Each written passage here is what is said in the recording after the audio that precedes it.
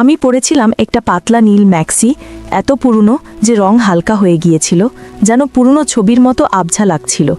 মাথা নিচু করে যখন চুলে জল দিচ্ছিলাম, হঠাৎ অনুভব করলাম পেছন থেকে কেউ দাঁড়িয়ে আছে চুপচাপ। আমি শান্তভাবে বললাম, ভয় পাস না, আমি কিছু বলবো না। সেদিন পর্দার আড়ালে যে মুহূর্তগুলো কেটেছিল তা মনে থাকবেই। আমার নাম মধুমিতা, বয়স এখন ৩৯। ৫ বছর আগে স্বামীকে হারিয়েছি। মানুষটা শান্ত ছিল, সরকারি স্কুলের শিক্ষক। হঠাৎ একদিন অসুস্থ হয়ে চলে গেল। তখন অনিন্দিতা ক্লাস 9-এ পড়ে।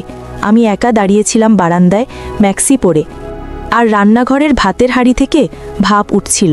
সময়ের সঙ্গে অনেক কিছু বদলেছে। অনিন্দিতা এখন বড়, ওর বিয়ের তোড়জোড় চলছে, আর আমি এখন এই আবাসের দায়িত্বে। একজন মেয়ে থেকে এখন যেন একজন অভিভাবক, নিজেই সব সামলাই। ঘরে এখন গমগম করছে, কে বাতাসা আনছে, কে গেট সাজাচ্ছে, কে হাসছে প্যান্ডেলের নিচে। কিন্তু এই ব্যস্ততার মধ্যেও মাঝে মাঝে মনে হয় আমি এখনও একজন নারী। আমার গায়ের রং ফর্সা, গরমটা ভারী হলেও চোখে পড়ে, বিশেষ করে শাড়ি জড়ালে নিজেই টের পাই। আর ম্যাক্সিতে নিজের গরম একটু বেশি বোঝা যায়, যদিও এখন আর আগের মতো আড়াল করার চেষ্টা করি না। বিয়েতে অনেক আত্মীয় এসেছে। একজনের নাম শুনে বুক ধক করে উঠল, অরিন্দম, আমার ভাগ্নে, বয়স 22, কলেজে পড়ে। ছোটবেলায় 2-1 বার এসেছিল আবাসে, তখন ছিল একেবারে বাচ্চা। এখন নাকি অনেক বদলে গেছে, ফর্সা, লম্বা আর দেখতে ভালো। তখনও বুঝিনি আসলে কিভাবে বদলেছে। বিয়ের 3 দিন আগে এক সকালে উঠোনে কাপড় শুকোচ্ছিলাম, আঁচলে চাবি গুজে বারান্দার দরজায় বিতেই পেছন থেকে ডাক, বড় মামি। চমকে ঘুরে দাঁড়ালাম, দেখলাম ছায়ার মতো এক ফিগার, বলতে গেলে আগুনগুন, হাত পা লম্বা, চোখে এক অদ্ভুত তীব্রতা। আমি একটু থমকে গেছিলাম। অদ্ভুত এক অনুভূতি হলো, বয়সের হিসেব যেন মুছে যেতে চাইল। চিনতে পারলে না মামি? ওর প্রশ্নে আমি হেসে বললাম, তুই অরিন্দম? এই কি চেহারা রে, একেবারে বড় হয়ে গেছিস। ওর মুখে একরকম মুচকি হাসি, ঠোঁটের কোণে এক টান, বলল, আপনাকেই তো দেখে বড় হয়েছি, সেই জন্যই চেনা লাগে এখনও। কথাটা শুনে বুকের ভেতর যেন হালকা একটা ঢেউ খেলল। আমি জিজ্ঞেস করলাম, চা খাস? তোর পছন্দ তো মনে নেই? ও বলল, আপনার হাতে হলে 2 কাপ খেলেও চলবে। আমি হেসে রান্নাঘরের দিকে এগিয়ে গেলাম, কিন্তু বুঝলাম ও তখনও চৌকির ধারে দাঁড়িয়ে। আমি আঁচল গুছাতে গিয়েছিলাম, একটা হুক খুলে গিয়েছিল জামার ভাঁজে, একটু বিশৃঙ্খলা ছিল হয়তো, কিন্তু ঠিক করিনি মনে হলো। ও হঠাৎ বলল, আপনি একটু বদলাননি মামি, আগের মতোই হাঁটেন, আগের মতোই কথা বলেন। আমি চুপ করে রইলাম। তারপর বললাম, তুই খুব বুঝে গেছিস এখন এসব। ও একটু এগিয়ে এসে বলল, শুধু বুঝি না, অনুভব করি। আমি অন্যদিকে তাকালাম, ঠোঁট কামড়ে, কিন্তু শরীর মন একরকম জড়তা নিয়ে দাঁড়িয়ে রইল কিছুক্ষণ। ও চলে যাওয়ার পর আয়নায় তাকে মনে হলো নিজের মধ্যেই যেন অনেক প্রশ্ন জাগছে, যেগুলোর উত্তর আমি নিজেই জানি না। সেদিন বিকেল থেকে সন্ধ্যা পর্যন্ত চলল গান, আনন্দ আর আত্মীয়দের ব্যস্ততা। রাত গভীর হতেই আবার সেই একা ভাবটা ফিরে এলো। রাতের খাবার শেষ হতে হতে আকাশে জমে থাকা মেঘের ফাঁক দিয়ে ধীরে ধীরে জ্যোৎস্না নেমে এসেছিল। বিয়ে আবাসের রাতগুলোর এক একটারই আলাদা গন্ধ থাকে, কখনো স্মৃতির, কখনো অপেক্ষার। আবাসের ছাদে তখন সবাই গোল হয়ে বসে, কেউ মোবাইলে গান চালাচ্ছে, কেউ গল্পে মেতে উঠেছে, পুরনো স্মৃতি তুলে ধরে হাসাহাসি করছে। আমি হালকা একটা নীল ম্যাক্সি পরে ছাদে উঠেছিলাম, চুল খোলা, চোখে কাজল দিইনি। তবুও আয়নার বাইরে একটা ক্লান্ত কিন্তু শান্ত সৌন্দর্য যেন নিজেই ভেসে উঠছিল। অরিন্দম একটু দূরে দাঁড়িয়েছিল, শান্ত, চুপচাপ, কিন্তু দৃষ্টি যেন এক জায়গায় আটকে ছিল। আমি টের পাচ্ছিলাম ওর চোখ মাঝে মাঝে আমার দিকে ফিরছে। আমার চলাফেরা, হাতের নড়াচড়া, চুপ করে বসে থাকা, সব কিছু যেন আলাদা করে খেয়াল করছিল। অন্যরা কিছুই বুঝতে পারছিল না, কিন্তু আমি ঠিকই বুঝতে পারছিলাম। এক সময় আমি একপাশে গিয়ে ছাদের এক কোণে রাখা চৌকিতে বসে পড়লাম। বাতাস আসছিল ধীরে ধীরে, ম্যাক্সির মধ্যে হালকা ঠান্ডা লাগছিল। জ্যোৎস্নার আলোয় সব কিছু একটু বেশি উজ্জ্বল আর হালকা লাগছিল, যেন কাপড়ের ছায়া ও আলোর মিশ্রণ। শরীরের বাইরের আকার নয়, বরং উপস্থিতিটাই চোখে পড়ছিল বেশি। তখন কেউ খেয়াল না করলেও আমি বুঝতে পারলাম, অরিন্দম একটু একটু করে হেঁটে আমার দিকে এগিয়ে আসছে, চুপি চুপি, যেন সামনে কেউ না দেখে। আমি কিছু বলিনি। চারপাশে গল্পগুজবের আওয়াজ ছিল, কিন্তু মনে হচ্ছিল ওর আশা আমার কাছে ঠিকঠাকই ধরা পড়ছে। আমি চেয়ারের হ্যান্ডেলে কনুই রেখে একটু ঝুঁকে বসেছিলাম, এমন ভাবে যাতে আরাম লাগে, আর মাথার পেছনে হালকা হাওয়া লাগছে। এমন সময় হঠাৎ একটু জোরে হাওয়া বইল। আমি কাপড় সামলাতে গিয়ে একটু অস্বস্তি টের পেলাম। মনে হলো কেউ হয়তো তাকিয়ে আছে, হয়তো নয়। ঠান্ডা বাতাসে শিরশির করছিল। চোখ তুলে পাশে তাকাতেই দেখি অরিন্দম দাঁড়িয়ে আছে, মুখে কিছু নেই, কিন্তু চোখের দৃষ্টি গম্ভীর, ভাবলে মনে যেন কি বোঝাতে চাইছে। আমি তাকিয়েছিলাম কিছু সময়, তারপর নিজেই চোখ নামিয়ে নিলাম। ভেতরে কেমন যেন চাপা কাঁপুনি হচ্ছিল, মাথায় শুধু একটা ভাবনাই ঘুরছিল, ওর চোখে আমি আসলে কেমন। মনটাকে বুঝতে পারছিলাম না, কারণ চারপাশে এত মানুষের মাঝেও নিজেকে একা, দৃশ্যমান এবং লক্ষ্যবস্তু বলে মনে হচ্ছিল। আলো ছায়ার ভেতর দিয়ে আমার আর অরিন্দমের নিঃশব্দ দৃষ্টির এই সংযোগ যেন কথার চেয়ে বেশি অর্থ বহন করছিল।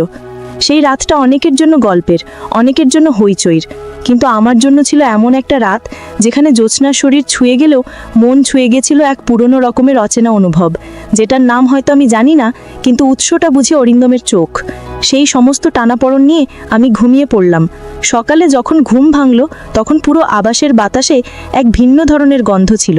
গায়ে হলুদের দিনের গন্ধ, হলুদের পেস্ট, চন্দনের ছোঁয়া, রান্নাঘর থেকে আসা তেলে ভাজার গন্ধ আর মেয়েদের খিলখিল হাসি, সব মিলিয়ে যেন গোটা আবাস এক রঙিন উৎসবে মেতে উঠেছে। আমি তখন শাড়ির ভাঁজে চুল বেঁধে উঠোনে চেয়ার পেতে বসেছিলাম, ভাবছিলাম আজকের দিনটা হয়তো একটু শান্তিতে যাবে, কিন্তু অদ্ভুতভাবে মনে হচ্ছিল কিছু একটা অদৃশ্যভাবে চলমান, যেন কেউথাও কিছু লুকিয়ে আছে আমার চোখের আড়ালে। এই যে বললাম, সেই আমার ছোট বোন, বয়স হবে 35, দেখতে আধুনিক, ফ্যাশন সচেতন, চলনে বলনে সবসময় আত্মবিশ্বাসী। ওর স্বামী অবিনাশ সরকারি চাকরিতে, বছরের বেশিরভাগ সময় বাইরে থাকে। আমি জানি এই আবাসে প্রায় একা সময় কাটায়, আর সেই নিঃসঙ্গতার ভিতর কিছু অনুভূতি গোপনে জন্ম নেয়। আমি আগেই বুঝে গিয়েছিলাম ওর চোখ অরিন্দমের দিকে আগ্রহ নিয়ে তাকিয়েছে। আগের দিন ছাদে ও যেমন করে অরিন্দমের দিকে হেসে তাকিয়েছিল, আর অরিন্দমও যেমন চোখ ফেরাতে পারছিল না, সবকিছুই একটা ইঙ্গিত দিচ্ছিল।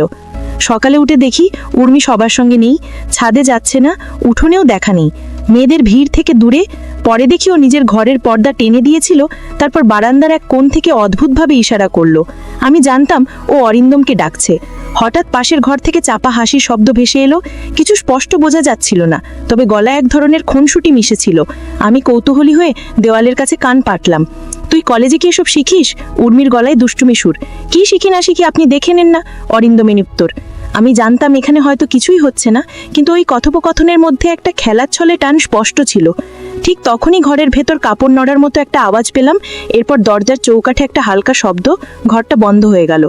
বাতাসে তখন এক অদ্ভুত নীরবতা, কিছু বলা হয়নি, কিন্তু ঘরের ভেতর যেন কথার চেয়ে বেশি কিছু বোঝা যাচ্ছিল। আমি মনে মনে ভাবছিলাম, এই আবাসের কোন ঘরে আলো জ্বলে আর কোন ঘরে নিভে যায় তা বোঝা বড় কঠিন। দুপুরটা ছিল শান্ত, সূর্য ঝলমল করছিল না, কিন্তু বাতাসে ছিল একরকম ভেজা গন্ধ, মাটির, হলুদের, রান্নার, ফুলের। মেয়েরা গায়ে হলুদের ব্যস্ততায় মেতে উঠেছিল। আমি আর উর্মি ঠিক করলাম ঝিলে গিয়ে একটু জল ছুঁয়ে আসি। সেই পুরনো ঝিল, বাঁধানো ঘাট, একপাশে গাছের ছায়া, অন্য পাশে সূর্যের আলোয় জল ঝিলমিল করছে। আমি পরেছিলাম হালকা একটা পুরনো ম্যাক্সি, পাড়ে বসে সাবান দিয়ে কাপড় কাচ্ছিলাম, হাত জোড়া ফেনায় ভিজেছিল। উর্মি এসেছিল বেশ পরিপাটি হয়ে, পরনে পাতলা শাড়ি, স্লিভলেস ব্লাউজ, মাথায় শ্যাম্পু দিয়ে চুল ধুচ্ছিল। ঘাটের জল ফেনায় মাখামাখি হয়ে গিয়েছিল ওর চুল ধোয়াতে। আমি তাকিয়েছিলাম শান্তভাবে। এই মুহূর্তটা যেন ঠিক নিজের মধ্যেই গেঁথে নেওয়ার মতো ছিল। ঝিলের ঘাটে দাঁড়িয়ে দুই নারীর জীবন তখন যেন দুটো আলাদা স্রোত বইছিল। একজন স্মৃতি আর দায়িত্বের ভারে, অন্যজন নিজের খুঁজে পাওয়া বা হারানোর টানে। ও মাথা নিচু করে যখন চুল ভিজাচ্ছিল, তখন গায়ে পরা পোশাকটা ভিজে গিয়েছিল, বাতাসে একটু নড়ছিল। আমি দেখতে পাচ্ছিলাম ঝিলের জলে ওর ছায়া কাঁপছে, আর সেই কাঁপন যেন মনের গভীরে কোথাও গড়িয়ে পড়ছে। আমি কাপড় কাচলাম, হঠাৎ টের পেলাম পিছন থেকে কারো দৃষ্টি যেন স্থির হয়ে আছে। ঘাড় ঘুরিয়ে দেখি অরিন্দম দাঁড়িয়ে, হাতে একটা পুরনো তোয়ালে, চোখে একরকম থমথমে মনোযোগ। আমি বুঝে গেছিলাম ও তাকিয়ে আছে, তবু কাপড় কাচা থামালাম না। নিজের মনে নিজেকে স্বাভাবিক রাখার চেষ্টা করছিলাম, যদিও মনে হচ্ছিল শরীরের ভেতর থেকে একরকম আলোড়ন উঠছে। ওদিকে উর্মি তখন ঝিলে নেমে গেছে, গলা অবধি জলে। চুলটা এক হাতে তুলে বলল, এই অরিন্দম, নামবি না? তোদের শহরে ঝিলটুকুন নেই নাকি? ওর গলায় ছিল খুনসুটির টান। অরিন্দম একটু এগিয়ে নামতে যাচ্ছিল। আমি শান্ত গলায় বললাম, এই পাশটায় আসিস না, অনেক জোক আছে। ও থেমে গেল, আর আমি টের পেলাম আমার বুকের ভেতরে শব্দ যেন কানে বাজছে। সন্ধ্যা নামার সঙ্গে সঙ্গে পুরো আবাস আলোয় ভরে উঠছিল। ঝিকিমিকি বাতি, প্যান্ডেলের নিচে গাঁদা ফুল, হলুদের ঘ্রাণ আর আত্মীয়দের হাসি মিশে এক উৎসবের আবহ তৈরি করেছিল। উঠোনে পাটের আসনে বসে অনিন্দিতা হলুদের শাড়ি পরে একদম যেন ছবির মতো লাগছিল। আমি একটু দূরে গাড়িয়ে দেখছিলাম, তবু মনটা ছিল অন্য কোথাও। খাবারের টেবিলের পাশে দাঁড়ালাম, ঠিক উল্টো দিকে বসেছিল অরিন্দম, চোখে একরকম বোঝা হাসি, যেন কোনো কথা ছাড়াই অনেক কিছু বুঝে যাচ্ছে। পাতে মিষ্টির প্লেট ছিল, আমি হাত বাড়ালাম, ও একই সঙ্গে হাত বাড়ালো। আমাদের আঙুল একসাথে ছুঁয়ে গেল। কেউ সরায়নি, কেউ কিছু বলেনি, কিন্তু সেই ছোট্ট স্পর্শে ছিল একরকম চাপা ধাক্কা। আমি হঠাৎ চোখে পড়লাম উর্মি দূরে দাঁড়িয়ে আছে, ঠোঁটে হাসি, চোখে যেন কৌতূহল। সে ধীরে ধীরে অরিন্দমের দিকে এগিয়ে এলো, হাতে হলুদের থালা, চুড়ির আওয়াজে গা কেঁপে উঠল। খুব সহজ গলায় বলল, আয় অরিন্দম, তোকে হলুদ মাখাবো। অরিন্দম একটু থুমকে আমার দিকে একবার তাকালো। সেই মুহূর্তে মনে হচ্ছিল বুকের মধ্যে গরম কিছু ঢেউয়ের মতো বয়ে যাচ্ছে। উর্মি ওর গালে 1 চামচ হলুদ ছুঁয়ে দিয়ে বলল, রাঙিয়ে দিলাম তোকে। তারপর একবার তাকালো আমার দিকে। অরিন্দম প্রথমে অনিন্দিতার গায়ে হালকা করে হাত ছোঁয়ালো, তারপর আমার দিকেও এগিয়ে এসে মুখ না তুলেই আমার গালের পাশে হালকা ছোঁয়া দিয়ে উঠল। কেউ কিছু খেয়াল করল না। হাসি আর উৎসবের মধ্যে সেই মুহূর্ত হারিয়ে গেল। তবু আমি বুঝলাম এইটা শুধু হলুদের ছোঁয়া নয়, একটা অদৃষ্ট পরিবর্তনের শুরু। তারপর অরিন্দম ঘুরে দাঁড়ালো, একইভাবে উর্মির গালেও হলুদের ছোঁয়া দিল। আমি বুঝলাম আমাদের মাঝে এখনো স্পষ্ট কিছু হয়নি, কিন্তু এক অদৃশ্য স্রোত যেন ঘুরে গেছে দুজনের মাঝখান দিয়ে। এই অনুভব কতদূর গড়াবে সেই প্রশ্নই মনে জমে থাকলো সেদিন রাতে। হলুদের গন্ধে ভেজো সন্ধে যখন পেরিয়ে যাচ্ছিল, তখন পুরো আবাসটা ধীরে ধীরে নিস্তব্ধতায় ঢেকে যাচ্ছিল। আত্মীয়রা যে যার ঘরে, অনেকেই ঘুমিয়ে পড়েছে। আমি জানি এমন রাতেই কিছু সম্পর্ক নিঃশব্দে জেগে ওঠে। অবিনাশ আগেই বলে গিয়েছিল সরকারি কাজে বাইরে যাবে। উর্মি জানতো আজ রাতটা সে একাই থাকবে। হঠাৎ পুরো আবাসের লাইট নিভে গেল। কেউ বলল শর্ট সার্কিট, লোড বেশি হয়ে গেছে। ঘরের ভেতর হঠাৎ ঘন অন্ধকার, যেন এক একটা ঘর হয়ে গেল ছোট ছোট গুহার মতো।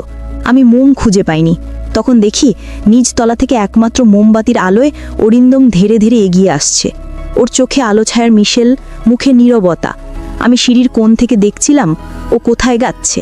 হঠাৎ দেখি উর্মির ঘরের পর্দা সরে গেল। সে দরজায় দাঁড়িয়ে, স্নানের পর পরা হালকা পোশাক, হাতে একটুখানি ওড়না, চুল খোলা, চোখে কাজলের রেখা। সে নিচু গলায় কিছু বলল, আর অরিন্দম ধীরে ধীরে ঘরে ঢুকে গেল। আমি জানালার পাশ থেকে দাঁড়িয়ে দেখছিলাম। মোমবাতির আলোয় ঘরের ভিতর দুজনের ছায়া কাছাকাছি আসছে। পর্দা একটু নড়ে উঠল, বিছানার কাপড় সরে গেল। হালকা হাওয়ায় সবকিছুই যেন শব্দ ছাড়া কিন্তু স্পষ্ট অনুভবে ভরা। তখনই ঘরের ভিতর থেকে ভেসে এলো এক শান্ত কণ্ঠ, ভয় করিস না, আমি কাউকে বলবো না। তুই এসেছিলি? সেই ঘরে আলো ছিল না, কিন্তু বাতাসের ভিতর ছিল এক গভীর নিঃশব্দ টান। আমি দাঁড়িয়েছিলাম, নড়তে পারছিলাম না। ভোরবেলা রান্নাঘর যেন এক যুদ্ধক্ষেত্র। চুলার ধোঁয়া, নারকেলের খোসা আর কাজের ব্যস্ততায় মেয়েদের এদের কণ্ঠে ক্লান্তি। আমি তখন পুরনো একটা শাড়ি পরে হাঁটু পর্যন্ত তুলে ভাত বসাচ্ছিলাম। চোখ মুখ ঘামে ভিজে যাচ্ছিল, চুল এলোমেলো, শরীর ক্লান্ত, হাত জোড়া কাঁপছিল। ঠিক তখনই পেছন থেকে কারো উপস্থিতি টের পেলাম। নিঃশ্বাস না, নীরব দৃষ্টির চাপ। বোঝা যাচ্ছিল না, কিন্তু আমি জানতাম কে দাঁড়িয়ে আছে। মনে হচ্ছিল একটা অনুভব জমে উঠছে, শব্দ ছাড়া, কথাহীন। চুলের নিচে জমে থাকা ঘাম তখন পেছন থেকে আসা নিঃশ্বাসে মিশে যাচ্ছিল। আমি একটু রুক্ষ গলায় বললাম, তুই এমন করে দাঁড়াস কেন? মুখে যতটা সম্ভব কঠোরতা আনার চেষ্টা করছিলাম, কিন্তু গলার নিচে যে একরকম কাঁপুনি তা লুকানো কঠিন হচ্ছিল। অরিন্দম হালকা হেসে বলল, সরে যেতে পারি, কিন্তু সত্যি চানছেন তো আপনি? চুপ করে গেলাম। খুন্তি তখনও হাতে, কিন্তু হাত কাঁপছিল। ওর উপস্থিতি, ওর নীরব দৃষ্টি পেছন থেকে যেন একটা অজানা জ্বর তুলে দিচ্ছিল আমার গায়ে। আমি জানি না কি চেয়েছিলাম, শুধু মনে হচ্ছিল কিছু আটকে আছে আর কিছু ছুটতে চাইছে। দুপুরে ঘর একটু ফাঁকা ছিল, মেয়েরা মেকআপ আর সাজগোজে ব্যস্ত। আমি জানি এই সময় আবাসের ভিতরে অনেক দরজায় নিঃশব্দে খোলা থাকে। অরিন্দম জানতো উর্মি দুপুরে ঘুমায়, দরজাও প্রায় বন্ধই থাকে, কিন্তু সেদিন সে অপেক্ষা করল না। আমি জানালার পাশ থেকে দেখলাম ও সোজা উর্মির ঘরের দিকে চলে গেল। পর্দা সরিয়ে দরজাটা বন্ধ করে দিল। ঘরের ভিতর আলোর ছায়া, নিঃশব্দতার, মশারির ভেতরকার আবছা নালাচড়া সবকিছু মিলিয়ে একটা অদ্ভুত পরিবেশ তৈরি করছিল। স্পষ্ট কিছু দেখা বা শোনা যাচ্ছিল না, কিন্তু বাতাসে যেন একটা গন্ধ লেগেছিল। সেটা হয়তো কারোর ঘুম, কারোর অপেক্ষা বা কিছু চাপা অনুভূতির অবশিষ্ট। বিয়ের দিন সকালটা ছিল রং আর গন্ধে ভরপুর। রান্নাঘরের পাশে দাঁড়িয়ে ভাজার গন্ধ পাচ্ছিলাম, কানের কাছে নারকেলের নাড়ু বানানোর শব্দ। মেয়ে অনিন্দিতা আজ এই আবাস থেকে সত্যিই বিদায় নেবে, কিন্তু আমার মন কোথাও যেন আটকে ছিল। অরিন্দম এক হাতে চলে যাওয়ার প্রস্তুতিতে দাঁড়িয়ে উর্মির ধারে চুপচাপ তাকিয়ে আছে। মুখে কিছু নেই, চোখে চাপা কিছু রয়ে গেছে। হয়তো কোনো কথা হয়নি, কিন্তু কিছু একটাই থেমেছিল সময়। আমি পিছনে এক কোণায় দাঁড়িয়েছিলাম, যেন নিজেকে লুকিয়ে রেখেছিলাম। ভেবেছিলাম ও চোখ তুলে তাকাবে না আর, কিন্তু হঠাৎ প্যান্ডেলের আলো একটু ঝিমিয়ে উঠল। ঠিক তখনই অরিন্দম থেমে দাঁড়িয়ে মাথা ঘুরিয়ে তাকালো। আমাদের চোখ একসাথে আটকে গেল। কোনো শব্দ ছিল না, কেবল একটা না নিঃশব্দ দৃষ্টি, যেটা মনে কিছু বলে দিল, যেন একটা উপন্যাস, একটা অপ্রকাশ অনুভব। ওই চোখের ভাষায় শেষ হলো। অরিন্দম চলে গেল। আমি জানালার পাশে এসে দাঁড়ালাম। বাতাসে একটা পুরনো কাপড় উঠছিল ধীরে ধীরে। মনে হচ্ছিল কেউ পাশে এসে দাঁড়িয়েছে। চোখ বন্ধ করলাম, একটানা নিঃশ্বাস নেওয়া গেল না।